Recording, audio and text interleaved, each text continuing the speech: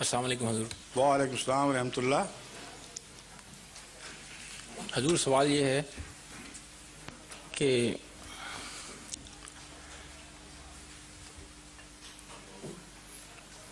امت مسلمہ آج کل بے شمار فرقوں میں بٹی ہوئی ہے. جن کے آنے کی پیشگوئی تھی وہ بھی آ چکے ہیں، اور مطلب جنہوں نے امت مسلمہ کو پھر سے ایک کرنا تھا وہ بھی آ کے جا چکے ہیں، لیکن پھر بھی مطلب فرقے ختم نہیں ہوئے. ٹھیک ہے، یہ میں کب ہوں گے؟ کیا ممکن بھی میں ہے؟ اس کا جواب ایک بہت مختصر دیتا ہوں جو سارے مسئلے کو حل کر دے گا.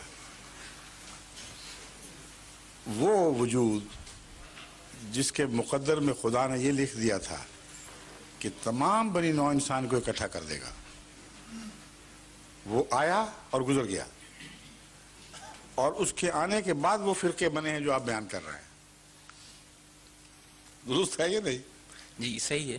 تو یہ سوال ہے اصل کہ فرقے اس کے بعد جو سارے کائنات کو متحد کرنے آیا تھا یہ کیسے بن گئے پھر؟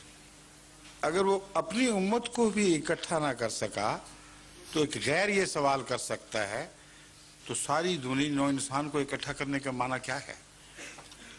امر واقعہ یہ ہے کہ حضرت محمد رسول اللہ صلی اللہ علیہ وآلہ وسلم کو تسلیم کرنے میں ہی اتحاد ہے، محض آنے میں اتحاد نہیں ہے.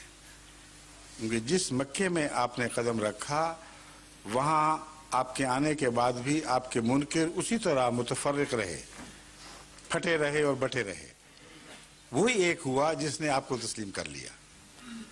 تو کسی کے فیض سے استفادہ کرنا، اور جو فیض نبوت ہے اس میں سب سے اہم فیض وحدت ہے.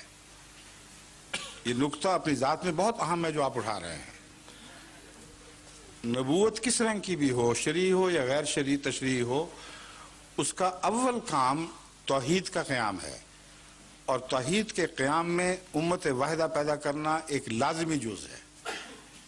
اس لیے حضرت محمد رسول اللہ صلی اللہ علیہ وسلم کی زندگی میں متفرق مقامات سے، متفرق قبیلوں سے، متفرق مذاہب سے لوگ آئے اور ایک ہو گئے.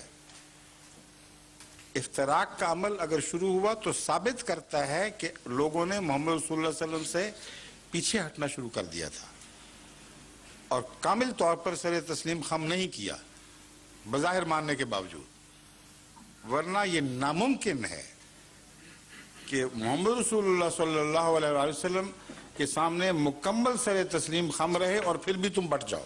یہ ہو ہی نہیں سکتا.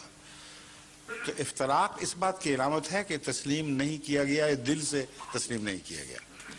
بس امام مہدی ہو یا کوئی اور آنے والا ہو اسی کو اکٹھا کرے گا جو اسے تسلیم کرے گا، اس کے بغیر نہیں. اس پہلو سے دیکھنا یہ ہے کہ حضرت مرزا صاحب میں اس اتحاد پیدا کرنے کی کوئی صلاحیت، کوئی طاقت دکھائی دے رہی ہے کہ نہیں. اول یہ کہ جماعت احمدیہ جس چیز سے بنی ہے وہ تمام فرقوں کی نمائندگی ہے. ہر فرقے سے لوگ آ کر یہاں اکٹھے ہوئے ہیں، اور ان سب نے اپنے سب اختلافات ماضی میں دفن کر دیے ہیں، اور ایک خدا کے تصور، ایک امت کا تصور، قرآن کریم کی ایک تشریح اور احادیث کی ایک تشریح، اس سب پہ متفق ہو گئے. یہ ہے وہ امت واحدہ بنانا.